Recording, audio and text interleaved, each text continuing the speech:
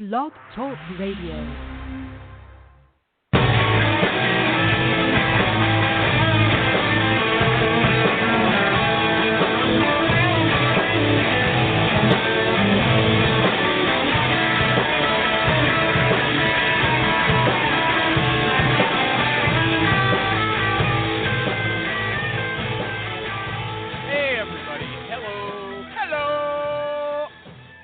Holman. No, I'm the recruiting animal, and I'm back again. It's March 22nd, 2017. And I want to tell you that I read another article. I read them every day. But I read one about being a good conversationalist. I'm particularly interested in that topic, and every once in a while I'll see an article about it. This one had the usual advice. It said, ask a lot of questions. Ask a lot of questions. That's all you have to do. But I've got news for you. A monkey could ask a lot of questions, and that's not going to make you a good conversationalist. Now, I usually say that to be a good conversationalist, you have to know something. So you have something to talk about, and you have to be able to talk about it in an interesting way. But I'm going to say now that that's wrong. It's not the full story. To be a good conversationalist, listen to this, you have to be able to pick a topic out of thin air, out of nothing, and then talk about it in an interesting way. I myself am not a good conversationalist. If you want to talk to me about something that I'm interested in, I will have a lot to say, and you're going to have to work to stop me from interrupting you. But if we run out of topics that I can contribute to, I just sit there like a dummy, and it's embarrassing. And, you know, it has to do, it's very relevant, I'm going to say, to other situations. People are always talking about building rapport on cold calls, right? Well, I'm no good at that because I'm thinking, how do I know the other person wants to know what I'm interested in? I know somebody who never stops talking. She's always pulling up stuff to talk about, and it's mostly total nonsense. And you know what? You can only take it for so long before you start climbing the walls and you want to get out of there. That's not a good conversationalist. But, final point, this urge to communicate about anything at all, just anything, is an essential trait of a good conversationalist. So I think conversation isn't just a skill. Some dope who writes an article can't just say, go out and ask a bunch of questions. It's a talent you're born with. Yeah.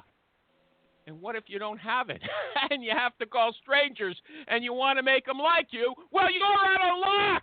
And if you disagree with me, call in right now to Jerry. Jerry, what show is this? This is the Recruiting Animal Show!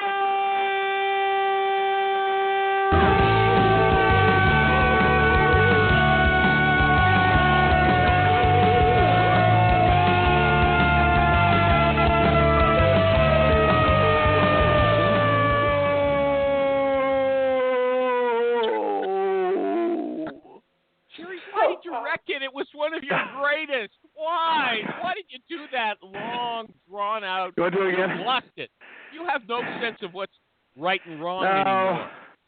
I was trying something new. I was trying a new technique.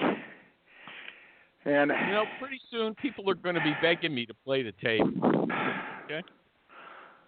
Then I better copyright it, shouldn't I? Okay. Shouldn't I? Yeah, okay. Look, everybody, while I'm saying Jerry's catching his breath, I want to say hi and thank you to my sponsors, PC Recruiter and Hire Tool. You'll be hearing a bit more about them in a few minutes. Jerry's going to be... And I'm a sponsor. Yeah, sure. You want to... Go ahead, plug your group. Go ahead, plug whatever you want. No, I just want to plug myself. Okay, go ahead. I'm an IT recruiter, one of the best in the country. Yeah, what else? That's it. That's all I need to be. Well, let me ask you something. If someone came to you and said, I want you to speak in London or Paris about recruiting, would you accept that offer? If they paid for my time. I don't do the free stuff anymore. Okay, good. So let's move on. We want to get some free information from a guy called @Mike, RAPP, @Mike R-A-D-P. His full name is Mike Rasmussen, and I found out that that's the 9th most popular name in Denmark. What do you know? But he doesn't live there. He lives in the United States. Okay, Mike Rasmussen, are you here? I'm here. How are you? I'm fine, thanks. It was a long time. We arranged. Is he calling from Denmark? I mean, that's no. I'm actually calling from California today. But you live in Utah, I'm actually right? traveling, so Well, you got I'm going to see some family. Congratulations. We can hear you. Okay. Good. Mike, you hear me good? Yeah, very good. very strong. Mike, Excellent. I'm clear. Excellent. Excellent. Yeah. First good. problem Okay. out of the way. Yeah, that's true. Okay, so your title, I don't know what it means, and I want you to explain it. Senior Talent Acquisition Business Partner. What does that mean? Oh, one of those. It's one of those nice, glorified titles these days. I know you're like, what is a talent acquisition business partner, right? I mean, come on. Yeah. But no, seriously, it's actually a recruiter, so. Okay. I do talent acquisition, I do screening, I do recruiting, I do it all. Well, you know what, though? You work for a corporation, and yet on LinkedIn you call yourself a full life cycle recruiter. I thought a full life cycle recruiter is someone who picks up the order and then takes it through to completion. You don't pick up orders. Actually, what's really fun about my job is, you do the intake, right? You have to have a good rapport with your manager and understand the foundation of what they're looking for. And that you're actually in your opening monologue there, you're talking really good about it. You're talking about being a good conversationalist. Well, you have to ask good questions for, to get all the details of what your hiring manager is looking for. And that includes soft skills, hard skills, everything, right? So that's the first stage. You have to have a good intake session. If you don't have that, you're not going to get very far. Yeah, you know what? You got to do you sound good, but you have to do a little better than telling us, boring truisms like that, okay? I'll dig in there, though, a little. You said you have to ask about soft skills.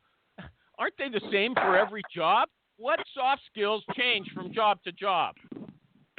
So, I think, it depends on the role. For instance, I'll give you an example. So a lot of my roles are client-facing, and they have to be good with working with clients not really face-to-face, phone to phone. And, a lot of our businesses are corporate entities that are using our payroll and HR. You're having some trouble. You're having trouble. Let me help you. So not every job requires someone who's a good conversationalist. Is that what you're saying? Yes or no? That's true. Yeah, absolutely. Not everyone does, but it's different. I mean, think of it this way. Michael. If you or should I call you recruiting animal? That's appropriate, right? Anyway, yes. I think you have to have both. If you say you're on a business analyst job, right? You're gonna have different skills there. So you have to be able to analyze and pull in data and understand how it works. And then you have to have the ability to communicate for certain projects with your team. So you have to have good interpersonal skills. Now, they may be different. You may be working in a different way with, your internal clients versus your external ones. Okay, wait a second. Wait. So Mike, that kind of thing. You've got to realize something, Mike. You're not talking to the mirror here. We've got an audience. You have to get to the point, okay? Now, look. You got it. But we'll finish off with this. This is your learning question. Don't do it again. Now, so you've got your business analyst who's got to have good face-to-face skills. Give me a job where you don't need good face-to-face skills. Good Have you ever had a hiring manager who says, Mike, I don't care if this person... Let me finish! Forklift driver. What? The forklift driver, he has to get around the boxes and everything, and maybe he has a coworker that's kind of in his way. Come on, man, move out of the way, right? Yeah. So, yeah, you might have to be able to have good communication skills in that job to some degree. Yeah, hold on. Is there any job that you're working on that doesn't require, where the guy just doesn't say, the hiring manager doesn't just say, I need somebody with good communication skills? It doesn't mean anything to me. Unless you get on the phone with somebody and you say, I like talking with this guy. No, this guy's got a sort of a crabby attitude. It does fill up almost one whole line on your job order form. You know what I mean? So you can write it in there. And I hate the word intake, by the way. Come on, people. We're not I mean, they really have to be. I mean, when it comes to communication, with the jobs that I'm recruiting for, most of mine are client-facing, so they have to be able to, be able to speak to the clients and find out exactly what their need is. So that requires asking good questions. So that right there is you need to be able to drill down and whatnot and get to the point. Please, Mike, you're a good talker, but Alan, just let me finish off, and I'll give the floor to you. Okay, what questions do you ask to see if the person has those skills that you just talked about? Don't go off on a questions like this. Here's one I love to ask. It's how do you interact with your colleagues and your coworkers on certain projects if they have to do that. But the other thing I will ask them is, how do you find out exactly what it is that the client's needs are? What is it that they need? How do you find that out? What kind of answers do you get to that question? Good answers and bad answers. Give us examples of both if you can. So the bad answers might be, well, I just, I'm an order taker. If they're just an order taker and they're just taking orders without really being consultative, I think what that means is you have to get to the heart of what the client's need is, and that's, when they're giving me strong examples of how they resolved an issue with the client, we have a special technique that we use in our interviews. It's called the STAR method, and it stands for situation, task or time, actions, results. So what happens is... Please stop. Okay, go ahead. Alan, take the floor. Alan. Jesus Christ. Please, I beg of you, please stop doing this corporate bureaucratic bullshit with the STAR method and the behavioral interviewing and the business partner that implies you're nothing but a go-between liaison. Please stop it and give us something. Okay, well, I mean, just let me do it this way. Let me make one suggestion. Sure, go ahead. Please answer any of Animal's questions as if you were not working at ADP and that you were a consultant telling the ADP people how to do better. Try that. Good question. Good way of putting it, Alan. And hi. Kathy. Hello. Hi. Go ahead, Kathy. You got a question for Mike Rasmussen? Okay, now Mike's got a shrinkage problem after that. You guys have to let go of the acronyms and start giving us some information. The question, how Alan put it, I thought was great. Okay. Let me move on. Well, okay. Do you want me to give you kind of a role play? You want me to kind of give you what I do? No. I like role play. Yes. Alan, okay. Go ahead. Role play with Mike. Go ahead, role play. Do it. Come on. Okay, let's go. Does work feel like a show lately? That's because it is. Everything's changing. Jobs, skills, tech, expectations, and somehow you're just supposed to keep up and stay positive and not forget to fill out your 47th engagement survey. I'm Rachel Bourne, host of The Shift Show, where we stop pretending work makes sense and we start figuring out how to thrive in the middle of this madness. No fluff, no buzzwords, just real talk about AI, leadership, burnout, and what the hell is actually happening at work. If you've ever thought, is it just me or did things just get weird? It's not you. It's all of us. Listen to The Shift Show wherever you find your podcast. Find me on LinkedIn, YouTube, or theshiftshow.net. So, if I was picking up the phone, I was calling you, I'll give you an example. We have this role called an implementation project manager, okay? And basically what these people have to do, just to give you some background, they have to be able to talk to the client and figure out what the client's needs are after the client's gone through a sale. So they're getting set up on our product. So we ask them questions like these. How do you deal with a difficult client or customer who has a deadline that needs to be, taken care of? How do you manage the expectation of your client? I proactively communicate to realign the mission statement so that they can successfully implement and understand the vision and goals of what they want.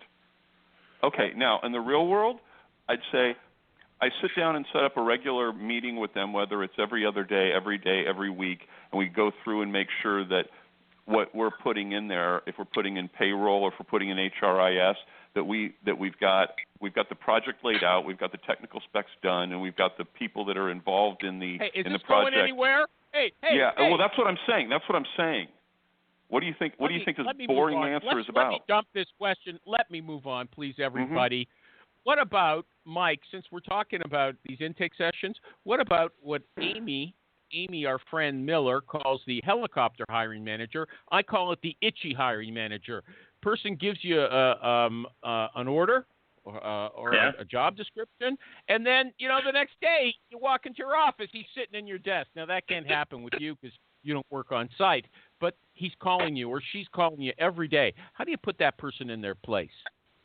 Ooh, good question. Well, what you got to do is have good follow-up. So, in other words, you give them a status of, how many candidates you have in queue, what you're working on.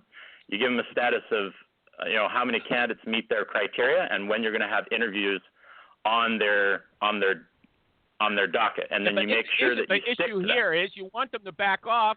They're not giving you time to do the job properly. What do you say to them?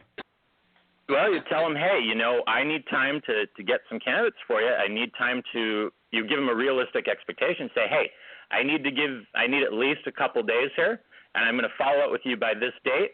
And does that work for you? Okay, so have you ever had to do that in real life? Right? Have you ever had to do that in real life? Yes, I have. Oh my goodness, I had a manager who was, following up with me daily, and I told them, look, I've got to get to you in order to make calls. I have to be on the phone. I have to be talking to candidates. So, give me a couple days here. I'll find you some candidates, and let's realign on this date. Does that work for you? And usually that works. If you give them a deadline, you say, hey, I'm going to do it by this date, and you stick to it. And I think the big thing is you have to be one that sticks to your word. Stick to your word, stick to your guns, and tell them when you're going to do it by, and then stick to that. But you don't know that you're going to have somebody in 2 days. That's not much time. Animal, I was going to follow up on that. I was going to follow. You don't make a promise that I'll have a couple of candidates for you in 2 days.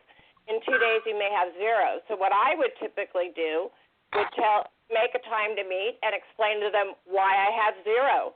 It could be that the salary's too low or relocation isn't being offered.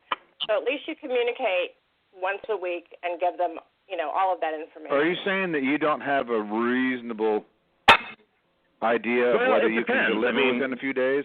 You should. It depends. You have to have, if you have a manager who's anxious, you say, hey, my goal is to get you this X amount of candidates by this date. And if I can't do it by that date, we realign and we have a recalibration. We say, look, this is where I'm at. This is what's going on.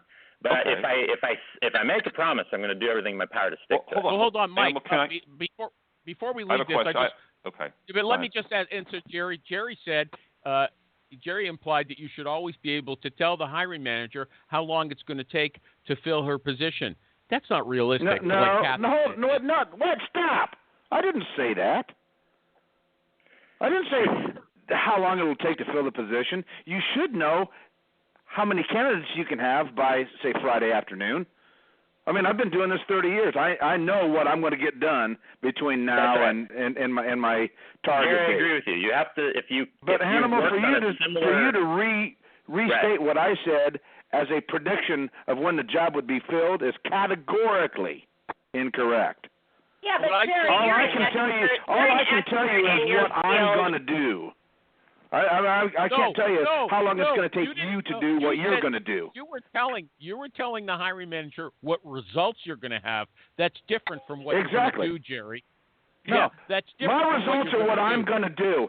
You said I could tell a manager how long it's going to take for them to get a hire. I don't know what a CF it is in there once I get a few candidates on their desk. It's not. I can't predict that. And for any fool to say that they can is absurd. Okay. Jerry. Alan, okay, Kathy, then Alan. You're an expert in your field, and you are so well connected geographically, and you know everyone. No, not necessarily. But I don't know how long it's going to take me to get 3 software developers. But hey, can I jump in here? People who are just starting out need to know how to properly communicate with their hiring managers or with their clients. Sure, but people just starting out shouldn't be giving a customer an assessment of how long it's going to take to do any of that. They should have an account manager doing that. True. Well, what's the person just starting out even on the phone with anybody for other than a stack of resumes? Yeah. They've got to start out sometimes, you have to be able to, reassess and realign with the hiring manager. You have to, if you know the market up front, like, For instance, when I go to that intake session, I know how many people are in that market. I've done my research ahead of time. I've done some homework. And I come to the session knowing what's going on, so I set that expectation up front. So it's not like I'm going to go in there and say, oh, I've got a couple days until I get you some resumes. No. I've done my homework ahead of time. I know exactly how many people are in that marketplace. I know the geography. I know what's going on for that particular job. Okay. It's his Mike, turn. I'm sorry. Okay, so Mike, here's the thing. Do you handle all tech, or do you handle everything across the board? I have a real life situation for you. I do everything across the board depending on what the need is. Okay. Supporting a particular business unit. There you go. True story. Okay, we did the intake. We talked to the hiring manager, an HR rep, a slam dunk 30-day cycle time. Do the formal intake, present the people. Manager gives us feedback, does the phone interviews, doesn't like anybody. We scratch our heads. We go through this cycle twice. We say we get on the conference call, talk to the manager. What's the problem? There's no problem. What are you looking for? Here's what I'm looking for. It's what we're recruiting for. We go through, and don't get me wrong, the TA VPs are telling us we're doing the right thing, and I'm saying there's something wrong here. 4 weeks down the road, I finally just got I got the person on the phone, and the manager blurted out, why can't I just get somebody who's proactive, driven, and communicative for the job, but is not proactive and communicative and driven to progress in their career? And why can't I just find somebody that can order the office supplies and get lunch? I'm like, you don't need an HR person. You need. Are you making a point here? How would you approach that, Mike? How would you approach that? Because you're telling me everything we already know. No, I got to do an ad. Okay. Okay, and go ahead. If nobody lets me do it, I'm gonna mute everybody, and I don't care if I end up being the only person on the show. Okay. You know, everybody, the other day I was talking to someone, and I asked him, I said, look, what's the difference between a turnip, a rutabaga, and a cabbage? Don't they all taste the same? And he said to me, Animal, they are similar, but they're different as well. Just like the different types of recruiting software, okay? Or actually, first he said like the different types of recruiting. You've got your executive headhunting, you've got your direct hire, and you've got staffing. And they're all recruiting, but they're not quite the same. So I said, gee, if you do more than one kind of recruiting, do you have to go out and buy a bunch of different tools for every kind of recruiting you do? And he said no. And you know why? Because PC Recruiter is so versatile, it handles every kind of recruiting you can imagine. Staffing, headhunting, direct hire, no problem. That's why Martin Snyder, the boss over there at PC Recruiter, he calls it the Swiss Army knife of recruiting software. And that's why I said, if you're a recruiter, PC Recruiter loves you. Okay? So check them out at pcrecruiter.net, pcrecruiter.net. And may I add, finishing off, whoever is scraping their fork across their dishes for lunch while I'm doing my ad, don't do it for the other two, okay? Back to the show. I don't like what we were talking about. I want to move on to cold calls. My guest today, Mike Rasmussen, loves the phone. He loves cold calls. So, first of all, you think the phone is a big differentiator. Am I right, Mike? That is correct. I think it is. Okay. So at what point does it become so you don't send out emails before you recruit somebody. You just get on the phone to them. Am I right about that? No, not exactly. It depends. I mean, if I'm calling on people who've applied, yeah, I'll cold call a few of them. But I do a mix. So if I try to email ahead of time so I can get them on the calendar where necessary, and that's one way I do it, but I also do cold calls as well. Okay, I mean cold call. There's somebody you found online or some way, and you've never talked to that person before, and you call them out of the blue. Hi, it's Mike Rasmussen. We haven't spoken. I'm a recruiter. Do you ever do that? Yes, I do. Okay, and so what's your cold call like? Because you told me this is a specialty of yours, and you told me, in fact, you wrote, a high-touch, high customer service, white glove approach to your candidate interactions will make more of a difference today than at any other time in the history of recruiting. So what do you do? Right. What do you do when you're cold call? You're absolutely cold call that you think makes it stand out. So if it depends on, I have to do some information research up front, which is finding out about that candidate and what makes them tick. What is it that's, that seems to be of their interest. And so once I get them on, give us an example. How much time do you spend doing that research? This is a big issue. It depends. You have to. I mean, if they have a lot of information, say on a LinkedIn profile, or if I find them online on a resume or whatever, it just depends on what information you're able to find. If you have some good information that's something in common with that person, you can start there. For instance, if I find a candidate, I graduated from. How long, Mike? Let me guide you. How long do you spend looking for something in common to talk about? So there's a woman over at Yahoo. Boy, I might spend a half hour, 45 minutes doing that, depending on how important that candidate is to my process and how much of a match they are. So yeah, I may spend a fair amount of time doing that because I want to make sure I have something good to talk about. Okay, and so you get on the phone to the person. What's the first thing you say? So first of all, I say, I found your information, and I'm looking at your profile for X job. I noticed that you had this in common with me, and I start talking about that part of it. What is it? Give me an example. What is it, Flaming Hot Cheetos? Corn dogs? So what is it? I'll give you an example from the other day. I graduated from the same university as another candidate, and I said, hey, I noticed you're an alumni of San Jose State University, or went to school. And, go Spartans. And I noticed that you appear to be possibly on the market right now. You'd updated your resume the other day. Here's the role I'm looking to fill, and are you on the market right now? And usually that'll strike up the conversation. Let me dwell on this a bit more. So what about these people that you spend 20 minutes studying before you call them? What comes out of that research that's worthwhile? So, for instance, one thing that you find sometimes online is, you may find information about what interests them. So, for instance, they might have an interest in hiking, or they like to read books, or whatever. I mean, they may have written a blog post, right? They may have written a blog post on some topic that interests them. So you go and you pull that information up and you say, look, I noticed this blog you wrote the other day on X topic, and I found it very intriguing. I'm calling you about a role that I thought could be a possible fit based on your background and the information I found online. Here's where I found your information.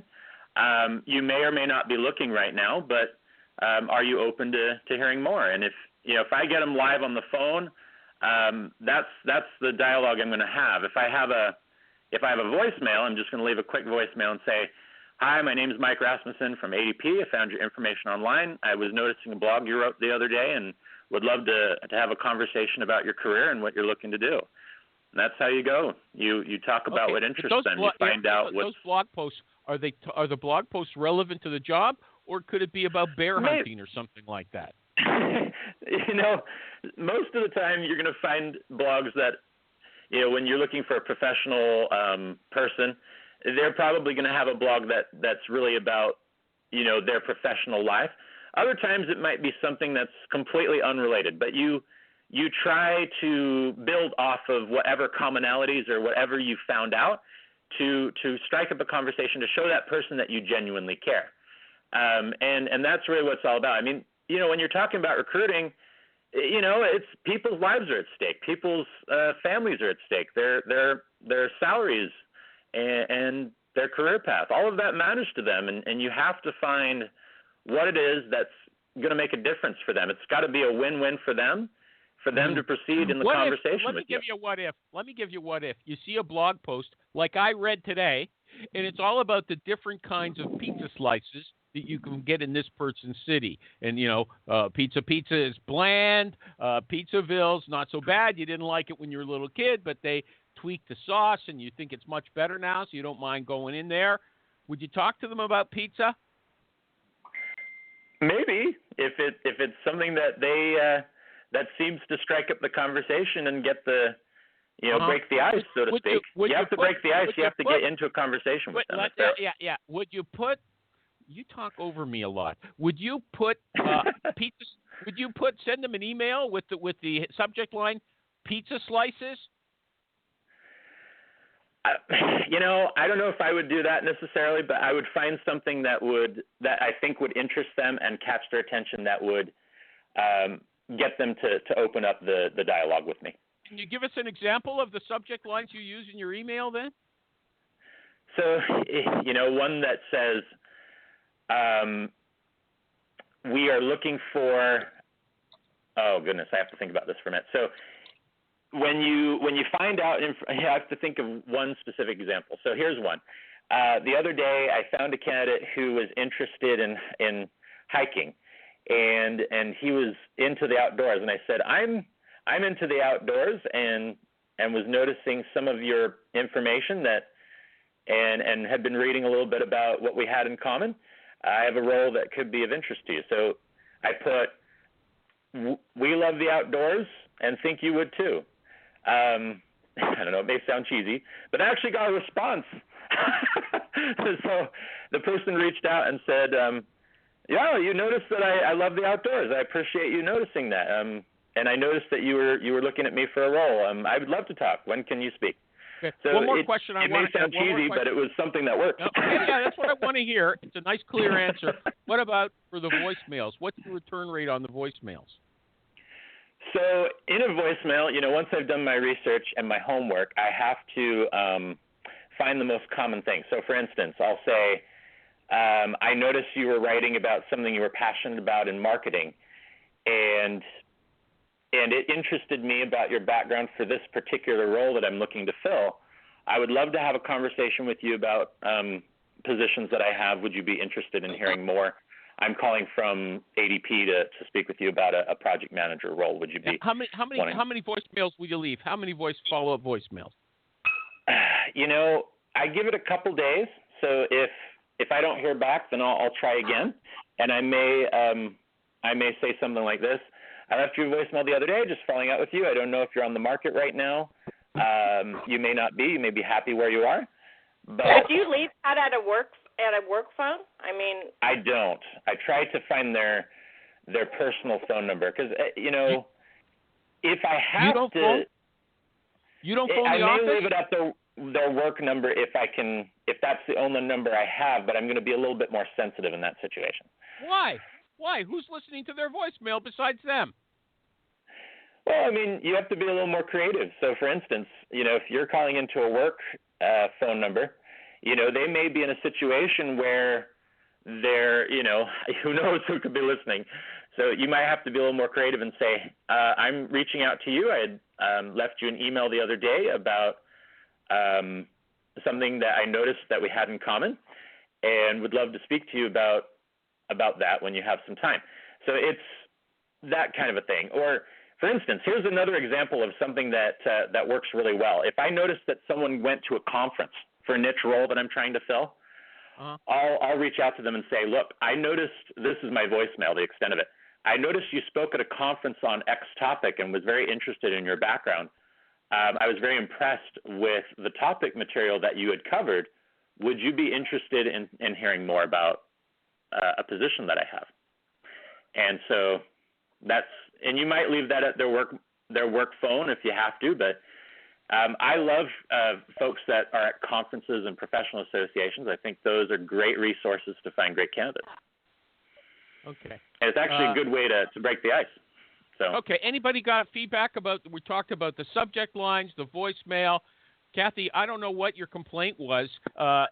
Mike, do you shy away from calling people at the office? Where are you getting all their personal numbers? Hello, I'm Ruth Thomas, host of Comp and Coffee, where we break down what's next in the world of compensation management. From pay transparency to performance alignment, we explore how businesses are rethinking compensation to drive impact, equity, and growth. So if you're shaping the future of pay at your organization, grab a cup and tune in. Listen on the Work Defined Podcast Network. Well, you do some extra research, and if you dig hard enough, you can find information online, amazingly, through other resources. What tools are you using? What tools are you using? I use whitepages.com. on occasion. I'll use you'll Google their name, and sometimes you'll find an extra number that way. You use tools like Profit or Connect the Fire. Not usually. Well, if you don't have their phone number, you can certainly email them. Okay. Let me do another ad, okay? Hey, everybody, Nin Tran. He's my sponsor from HireTool.com. The other day, he said to me, Animal, you know, you're always complaining that you can't tell what someone does professionally when they apply for membership to your Facebook group, right? Well, I've got good news for you. Now you can do that with HireTool. We just released this for SourceCon. You can look at a Facebook profile, and we'll tell you what the person does for a living. Now, I believe him. I haven't seen it yet myself. He showed me Jerry's page. I know what Jerry does already, so I can't say I've seen it, but that's what's coming down the turnpike. You know, HireTool is famous for being great at finding email addresses, but what it is for real is an all-round sourcing tool. And the other day, again, on my fabulous Facebook group, one recruiter said, I got on HireTool, and it is amazing. I'm cutting out LinkedIn Recruiter as soon as my contract is up. So somebody said to that guy, yeah, all I need now is a $59.99 LinkedIn account and a HireTool subscription, and it ends up being way cheaper than LinkedIn Recruiter. So what I want you to do, everybody, is go to HireTool.com. HireTual. HireTual. Go get a demo from Nin Tran. I won't spell his name, but it's not easy. Go there and talk to him right now. Okay, does anybody want to talk to Mike? 5, 4, 3, 2. No, before nobody would shut up. Now, Mike, nobody wants to talk to you. And we've got people. This is a strange show. There's lots of new people calling in constantly and people hanging up. I don't know what's going on. Hopefully I'm doing okay. I'm trying to do my best here. Yeah, but you're talking over me. I'm the boss here, okay? Sorry. Now, you've got a Dale Carnegie training. Has that helped you? And then be concise, okay?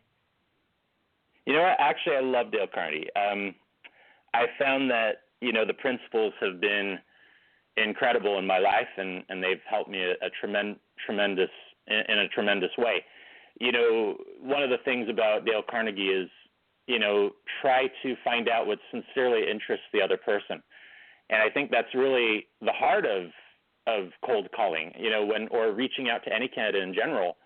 You have to find out what sincerely interests them and try to build your approach to that. You can't, you know, you're going to have moments where recruiting gets frustrating, right?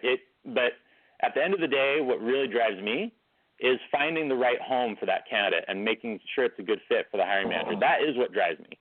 And I can't tell you how, I mean, that's such an important thing.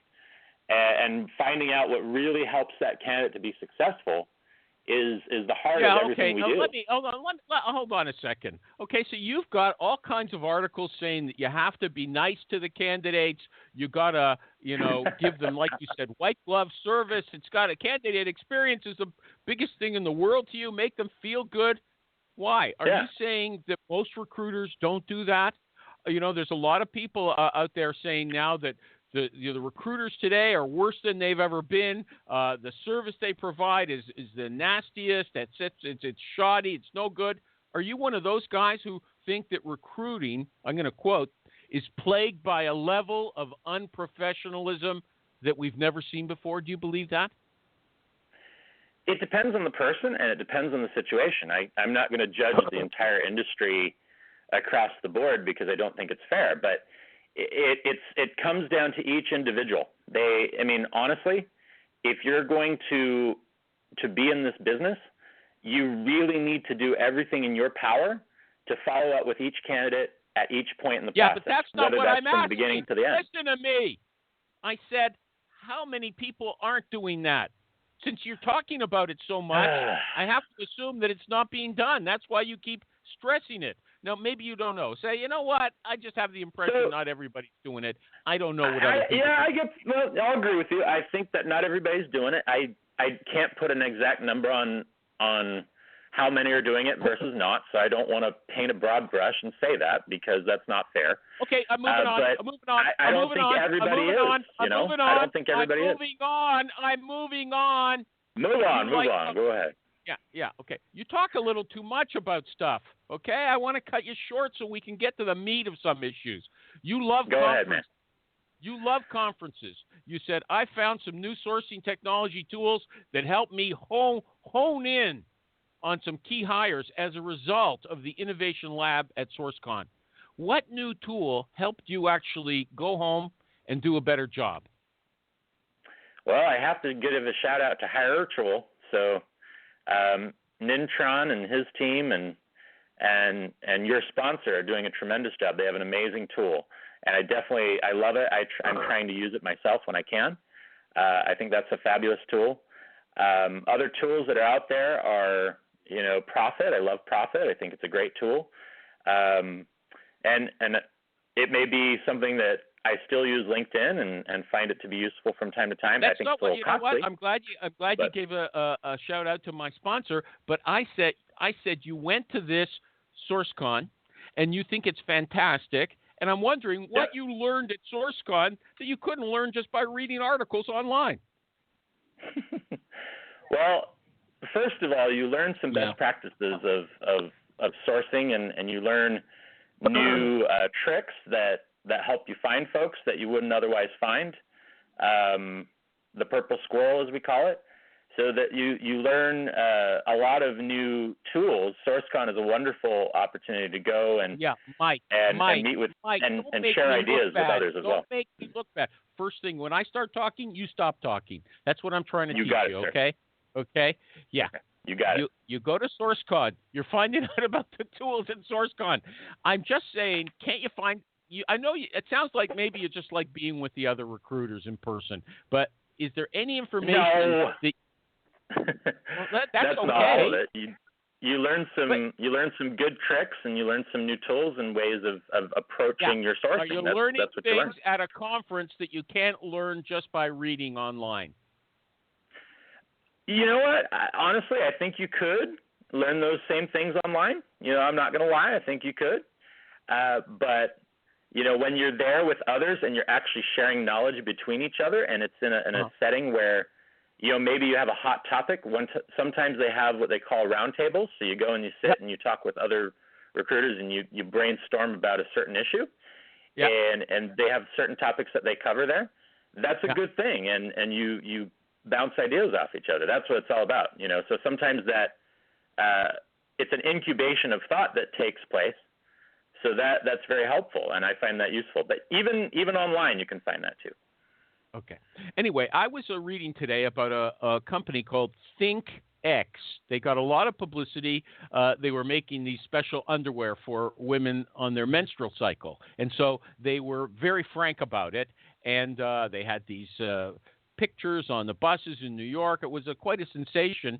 And then the CEO, a nice-looking young woman herself, she was charged with sexual harassment by another woman in her office who said she, kept telling her how much she liked her breasts, and she touched them whenever she felt like it in front of everybody.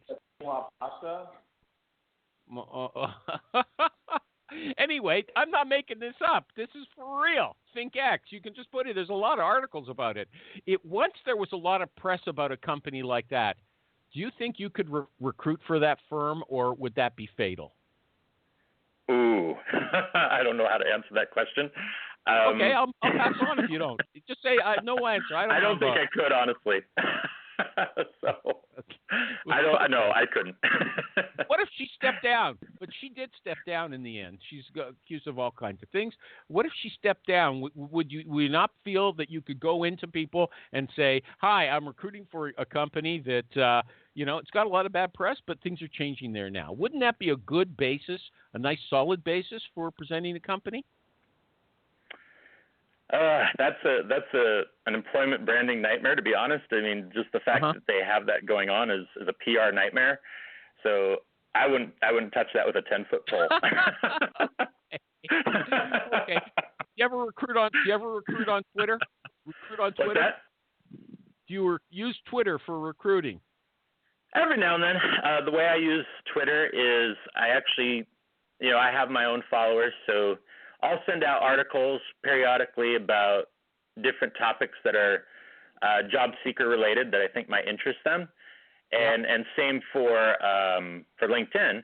And I find that actually, it's interesting. Sometimes people respond to it and say, they'll send me a note and say, hey, I liked what you shared. I would love to talk to you more about a role.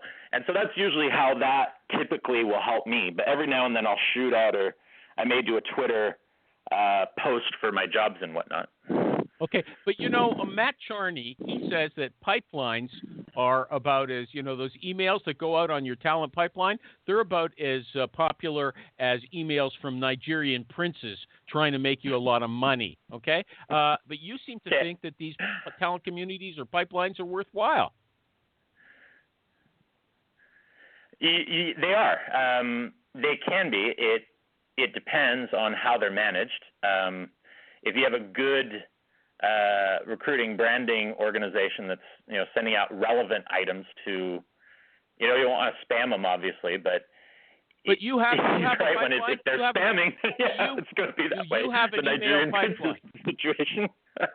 You have an email pipeline of your own, yes or no? I'm not clear. I do, yes.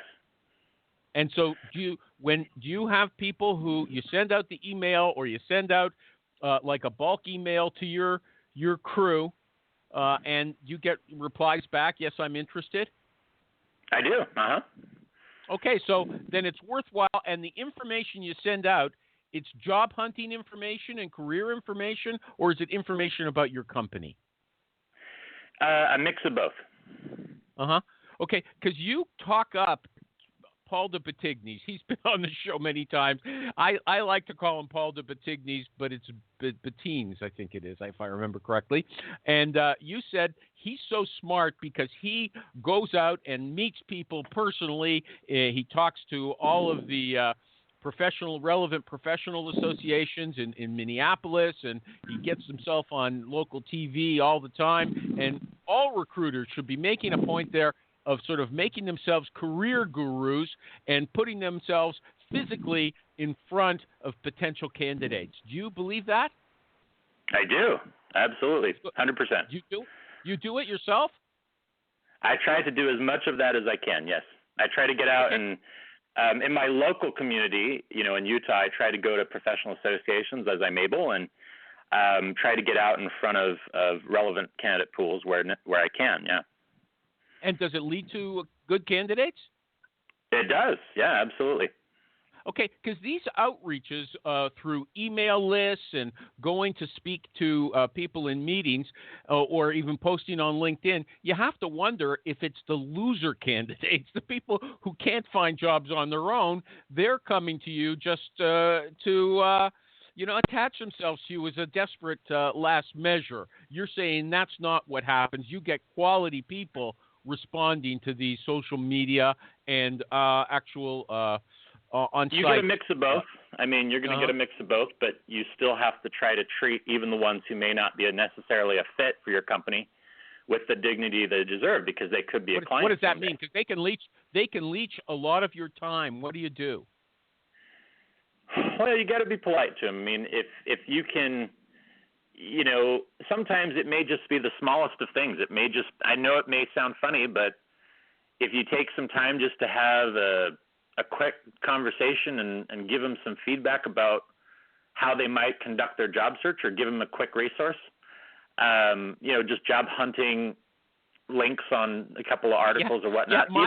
In my experience, there's no way of getting rid of those people quickly. Now, maybe in your case, you're always sending out a bunch of job hunting articles, so you can just, you've got your faves, and here's my little kit of how to proceed. Yeah, exactly. You have a preset tool that you can send them that may help them along their way, and usually that ends the conversation if they're not a fit for you. You just really genuinely try to help them. Not necessarily. I'm going to say no, not necessarily, but I'm going to do an ad before we move on. Hey, everybody, Martin Snyder. Martin Snyder, I mentioned him a few minutes ago. Martin is the boss over at PC Recruiter. And he tells me that when you buy recruiting software, your focus should not be on the ATS or the CRM platform alone. No, no, no, no, no. You have to be concerned about your ATS vendors, partners, and the quality of the work they do, right? And PC Recruiter is proud of its partners. It loves to put them on display. Whenever it goes somewhere, to some conference or convention, it has these people at their booth. And I'm going to name some of them for you. There's Hireable. There's Text Kernel. There's Broadbean, Logic Melon, that's my favorite, and Ring Central. I like that name too. So you go to PCRecruiter.net. You can read all about them there. And you can also go to YouTube, because on YouTube, PC Recruiter has these bite-sized 2-minute Tuesdays. Lots of little videos.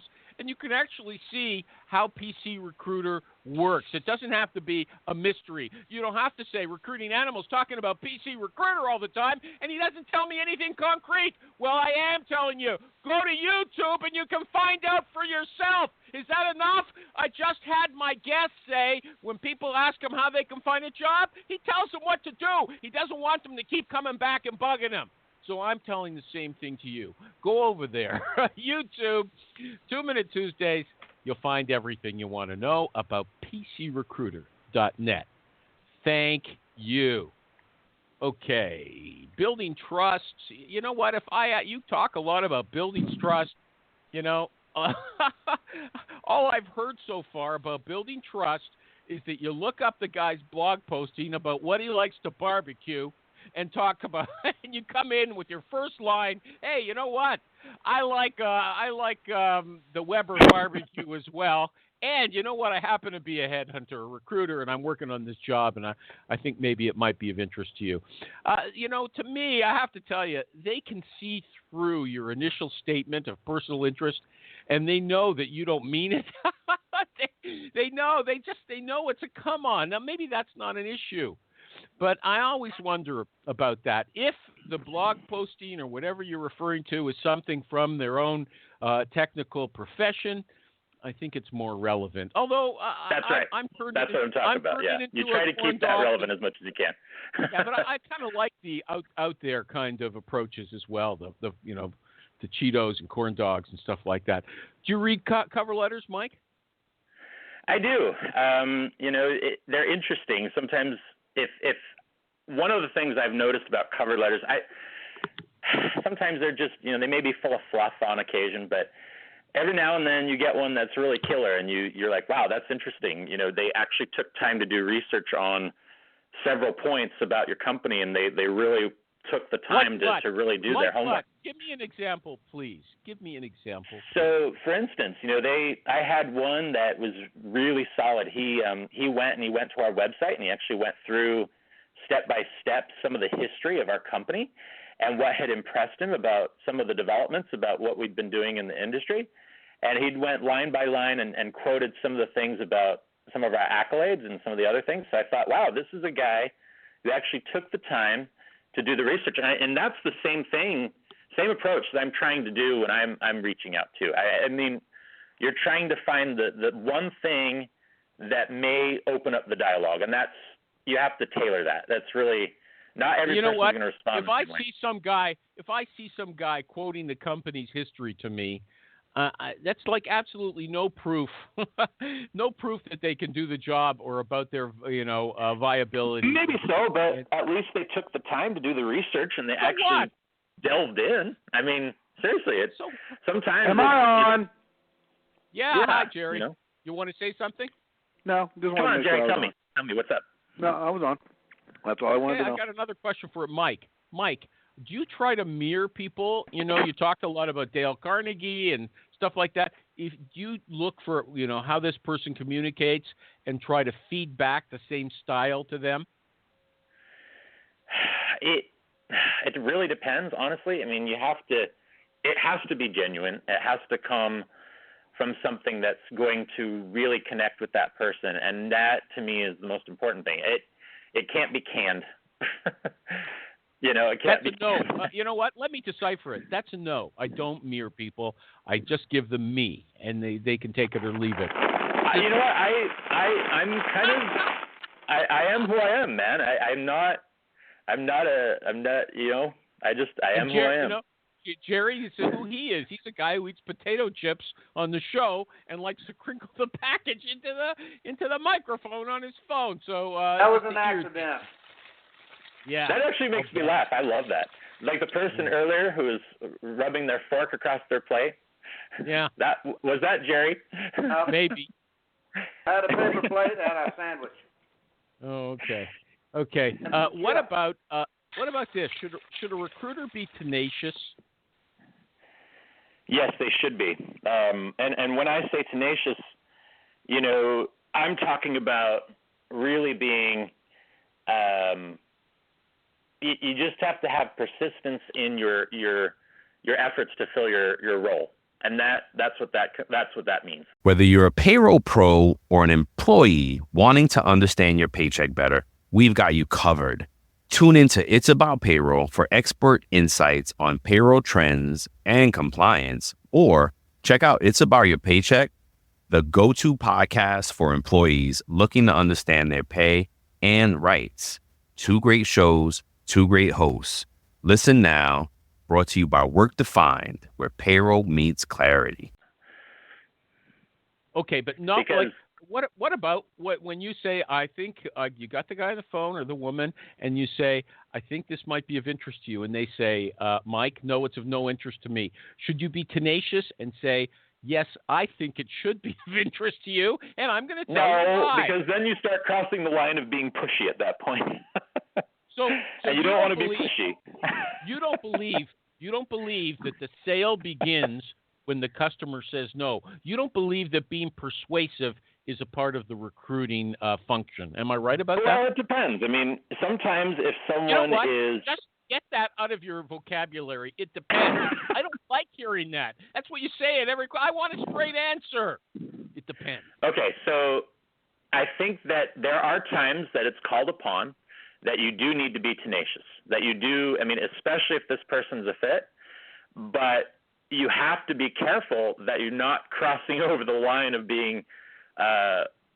overkill, right? I mean, you have to be extra careful. So, if that person says no, then it may not be no right now, or it may be no right now, but may not be in the future. Does that make sense? So it may be a timing issue for them. Call them in 2 weeks for the same job. Say, hey, Bill, I know we spoke a couple of weeks ago. I just thought maybe you go ahead. It might be. I might tailor my approach to see.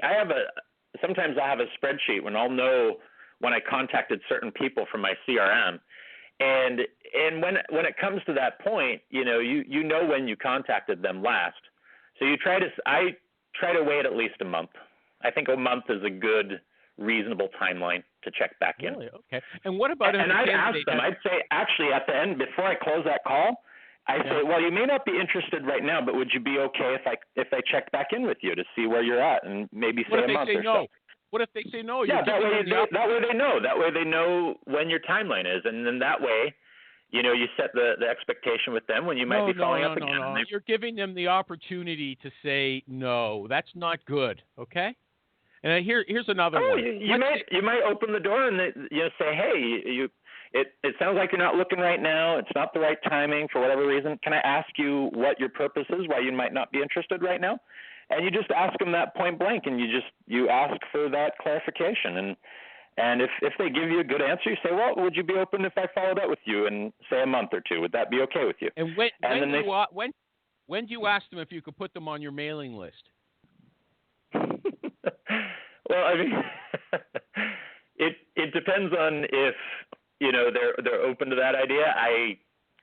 I would usually ask them if they would be open to a phone call. I much prefer to have a phone call with them. Well, how do you build your pipeline, your email list, if you don't ask them? I mean, if you can ask them towards the end of the call if they'd be open to getting information about your company, and if they are, and they say, yeah, sure, that's fine, then you can do that. But you want to get their permission first, I think. Okay, but here's another example before the show's over. You've got a candidate. I don't know if it's ever. Thank you, Jerry. You can just leave. You know what? We had all that commotion. Glorious minutes left. Yeah, we had all that commotion with Kathy and Alan running this guy over the rails right at the beginning. I missed that. There was a ton of hang-ups at that time. Okay, so I was one of them. I had a business call. Yeah, okay. So now things have calmed down. Mike is actually giving, and I've tamed Mike a little. He's giving us somewhat straight answers to my questions and not cutting me off. So I might go over time just a few minutes. Is that okay, Mike, if we just go over a few minutes? I'm fine. Go ahead. Okay. No, and you actually taught me a lot today. I mean, just a few things to think about. It was a good dialogue. I actually enjoyed it. Don't kiss my ass, okay? But you have improved. I enjoyed it, Emma. I did. It was good. Good. Yeah. Okay. Thanks for helping me stay on target. I appreciate it. Don't put me on your mailing list, okay? Now look, you've got a candidate with 2 offers. Do you ever have you ever had that?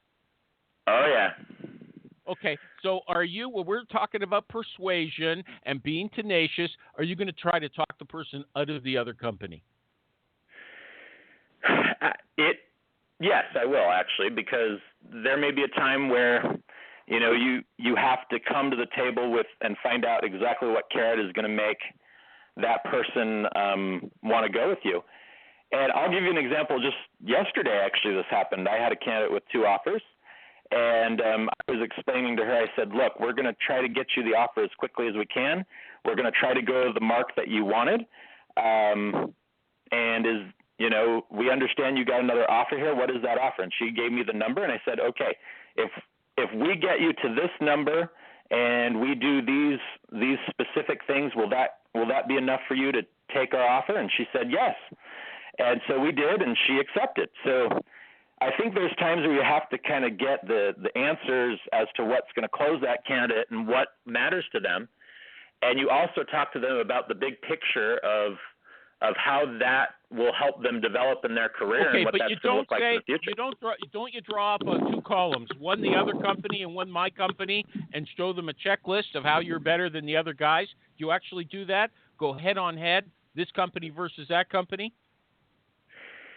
I think it's ethical to make sure that you tout the accomplishments of your particular company and what a career means, and give them the big picture of how their career can develop with you. I try not to knock another company. I don't know. I don't always feel good about that. We're knocking a company. We're just saying in this case, this one's better. Okay, a few quickies and then we're going to quit. Instagram, do you use it for recruiting? Yes or no? I actually don't. So what's maybe I should do more of that. I've never thought of it before. WhatsApp. Do you use WhatsApp for recruiting? I do not. Snapchat. I read about Snapchat in one of your articles about SourceCon. Do you use Snapchat for recruiting? Snapchat, every now and then I can jump on it and possibly use it for certain things, but it's more, for me, I use it more to find information about certain things that I'm looking for to maybe have an approach and relating to the candidate if needed. Okay. Texting. Do you use texting? I do use texting. For first contact or when? Just for the admin stuff? Arranging interviews? Yeah, usually for the admin stuff, but first contact, I usually usually candidates will opt in for that, so. Okay. And what about an online scheduler? Sorry, I just want to go through these tools. Do you use an online scheduler like Calendly or Schedule One? I do, actually. I try to use Calendly a little bit. It actually helps me on my day-to-day. I find that it cuts down on some of the timing when I'm trying to book a candidate for certain interviews and whatnot. Okay, so you send out in your email, you send a link, and they book themselves in, right? That's right, yep. Final question. Electronic signatures. Do you use them, for them, or against them? I do have my own electronic signature, and I do use them, yes. Okay. Anything you want to say before we go? This was a wild ride, but it was a lot of fun, and thank you for having me. I hope you got to admit, the callers were way more rough than me today. I'm not the roughest. I hope I answered their questions. I was trying to do my best to do that. So I don't know. I didn't even know what we were talking about. Something about intake sessions. But thank you, Alan Fleur. Kathy Manis, who always complains that I minimize her. Jerry, the sandwich man. Maureen, who's doing a lot of typing. Talent Talks. Graham, everybody on Twitter. And that's it. Thank you!